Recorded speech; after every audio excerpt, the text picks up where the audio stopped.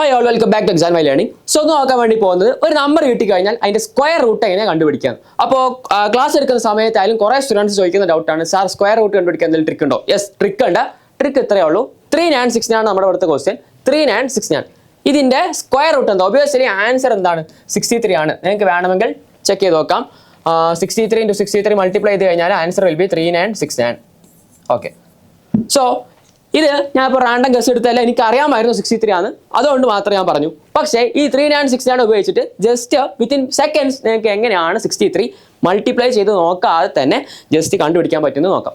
So നിങ്ങൾ ഇതിന് focus ചെയ്യേണ്ട കാര്യം ഫസ്റ്റ് ലാസ്റ്റ് ഡിജിറ്റ് ഉണ്ടല്ലോ, അത് ഫോക്കസ് ചെയ്യാം. അപ്പോൾ ഇവിടുത്തെ ലാസ്റ്റ് ഡിജിറ്റ് എന്താ? 9 ആണല്ലോ. സംശയമുണ്ടോ? സംശയമില്ല. ഇവിടുത്തെ ലാസ്റ്റ് ഡിജിറ്റ് 9 ആണ്. ഇനി നിങ്ങൾ കുറച്ച് കണ്ടീഷൻസ് ഉണ്ട് ഈ ട്രിക്ക് ഉപയോഗിക്കണമെങ്കിൽ.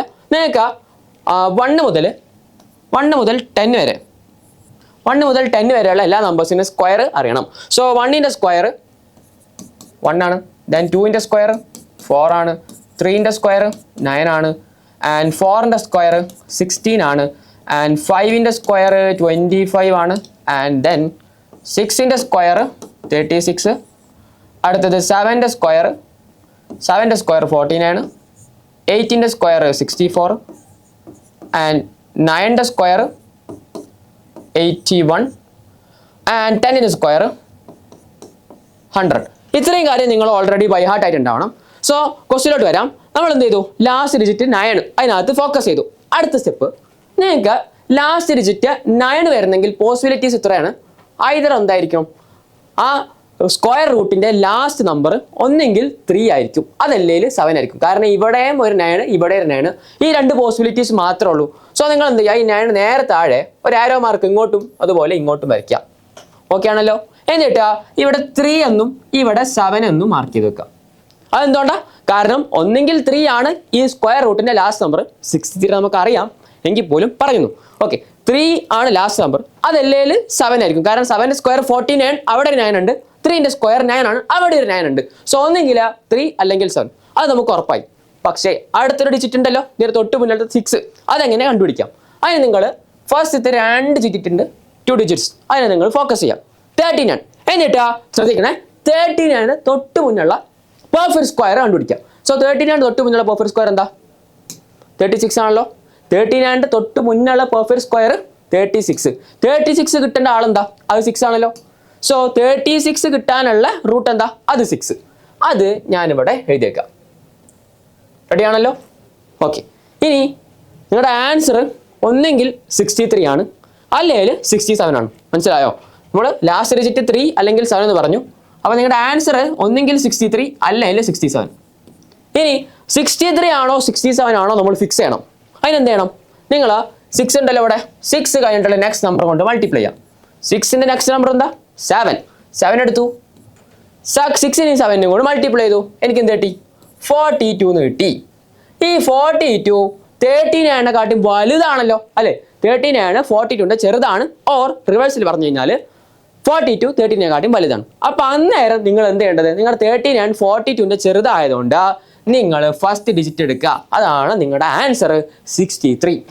റെഡിയാണല്ലോ? വളരെ മിനിമൽ ടൈമിൽ ചെയ്യാം. പ്രാക്ടീസ് ആയി കഴിഞ്ഞാൽ വീണ്ടും ഒരു ക്വസ്റ്റ്യൻ കാണിച്ചു തരാം. സോ 5184 എന്ത് ചെയ്യണ്ടേ? ലാസ്റ്റ് ഡിജിറ്റ് നോക്കാം. ലാസ്റ്റ് ഡിജിറ്റ് എന്താണ്? 4 ആണ്. 4 കിട്ടാൻ വേണ്ടിയിട്ടുള്ള നമ്പേഴ്സ് ഏതൊക്കെയാണ്? 4 കിട്ടാൻ വേണ്ടി ഒന്നെങ്കിൽ 8ൻ്റെ സ്ക്വയർ 64 ആണ്, അതല്ലെങ്കിൽ 2ൻ്റെ സ്ക്വയർ 4 ആണ്. സോ 4 കിട്ടാൻ നമുക്ക് 2 ഓപ്ഷൻസ് ഉള്ളത്, 2ഉം 8ഉം. രണ്ടും അങ്ങോട്ടും ഇങ്ങോട്ടും എഴുതി വെക്കുക. 2ഉം 8ഉം. ഇനി റിമൈനിങ് ആയിട്ട് വന്നിട്ടുള്ള ആൾ 51 ആണ്. സോ 51 തൊട്ട് മുന്നുള്ള പെർഫെക്റ്റ് സ്ക്വയർ എന്താ? 49. സോ 49ൻ്റെ റൂട്ട് അത് 7, അത് നേരെ അങ്ങോട്ട് എഴുതി വെക്കാം. സോ നിങ്ങളുടെ ആൻസർ ഒന്നെങ്കിൽ 72 അതല്ലെങ്കിൽ 78. ഇതിനകത്തുള്ള ഒരാളെ നിങ്ങൾ ഫിക്സ് ചെയ്യണം. അത് 2 ആണോ 8 ആണോ കണ്ടുപിടിക്കണം. അതിനെന്ത് ചെയ്യണ്ടേ? 7നെ നേരെ അടുത്ത നമ്പർ കൊണ്ട് മൾട്ടിപ്ലൈ ചെയ്യുക. 7 × 8 അതെന്താ? 56. ഈ 56 എന്താണ്? 51നെക്കാട്ടും വലുതാണ്, അല്ലെങ്കിൽ 51 ലെസ് ദാൻ 56 ആണ്. സോ നിങ്ങൾ എന്ത് ചെയ്യുക? നിങ്ങളുടെ ഫസ്റ്റ് നമ്പർ എടുക്കുക, 72. ഇതാണ് ആൻസർ. വേണമെങ്കിൽ നിങ്ങൾക്ക് എന്ത് ചെയ്യാം? ചെക്ക് ചെയ്ത് നോക്കാം. 72 × 72. 2 × 2 എന്താടാ? 4. 7 × 2 14. 7 × 2 14. ഇവിടെ 1 ഉണ്ടാ? 7 × 7 14 ആണ്. 1ഉം 50. Answer 4. then 4 8, then 1, then 5 1 8 4. Answer ready ആണല്ലോ 72.